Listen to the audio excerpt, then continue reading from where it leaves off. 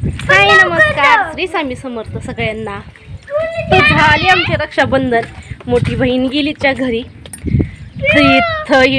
धुणं आणि भांडी करीत आहे। पाहुणे गेलेले आहे, त्यांनी कपडे चेंज केली। मी तर हयाशीच आलेली आहे घरी येऊन। आता चाललेली मुगाच्या शेंगा तोडायला। बोला बोल। हा, छान असा पेरू भेटला होता, खाल्ला। छान छान पेरू आहे, खूप गोड आहे पेरू। कसे होते पेरू? पिऊ अक सापडला एक पेरू। हो ना, पेरू म्हणून मावशीला द्या। छान, हा दोघी खा अर्धा। एक छान पेरू आहे जरा। हा चाकून ये ना, कापून घ्या, मग तो 4 खाप करून खा। खरंच जे घरचं फळ असतं ते खूप छान गोड लागतं। मन भरून, मन सुद्धा भरतं, पोट पण भरतं। पुन्हा एक सापडला, तिथं बघू शकता। तो पण पाखरांनी खाल्लेला आहे, तिथं बघू शकता। पाखरांनी खाल्लेलं खात नाही म्हणतात। चला मग, इथं आहे मुगाच्या शेंगा। मला एक पेरू सापडला, 4-5 पेरू सापडले। तू तिथं आलेली मुगाच्या शेंगा तोडायला, तिथं बघू शकता मूग आहे।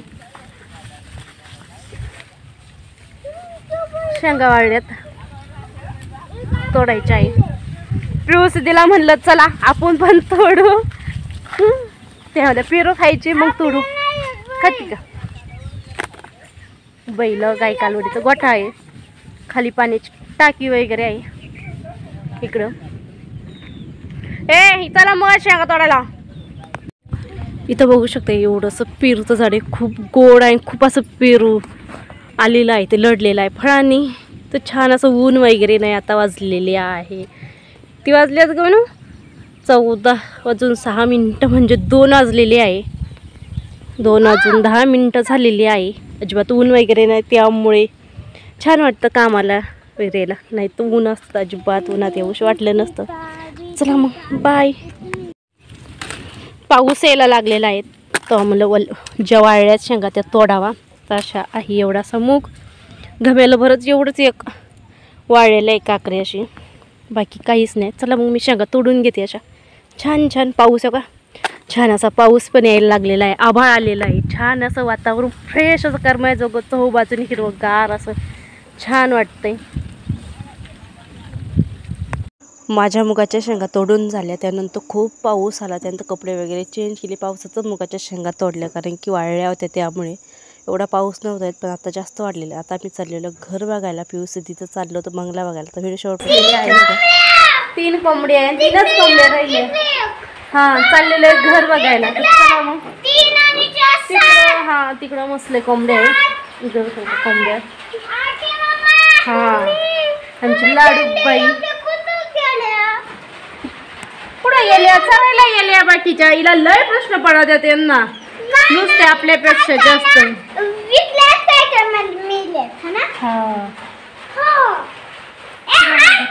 हे बघा, वरून बाजरी काय भारी दिसते, फ्लवरात आलेली आहे बाजरी। तिकडं कांदा बघ ना, भारी दिसतात ना, खुरापल्यावानीच औषध वगैरे मारलेले, फेक कांदा। तिकडं आंब्याचा बाग बघा। पिऊ पहिल्यांदाच आली आहे ना पिऊ, काय म्हणलं पाठीमागच्या वेळेस आली ते। तळ इथं पोस्ट दिसतंय, त्या जुन्या घरापेक्षा इथं छान दिसतंय तळ। काय भारी वाटत आहे बघ ना, हिरवा निसर्ग।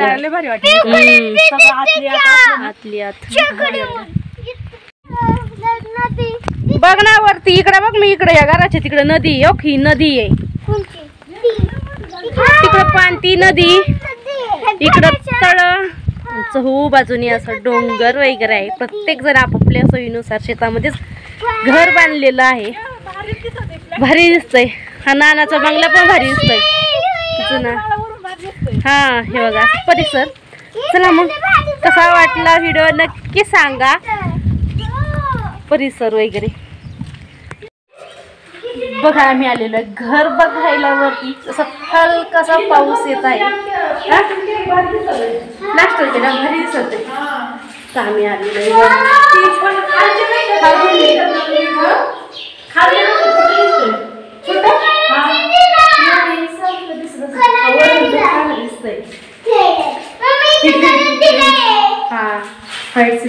बघा भारी दिसत आहे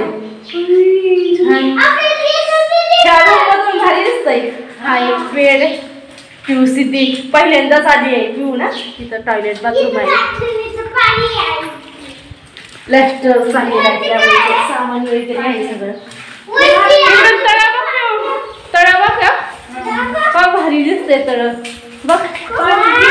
आले पाणी तळ्याला. पाणी लय आलेलं आहे. नाही लय निसर्गरम्य वातावरण झालेलं आहे गार झालेलं आहे.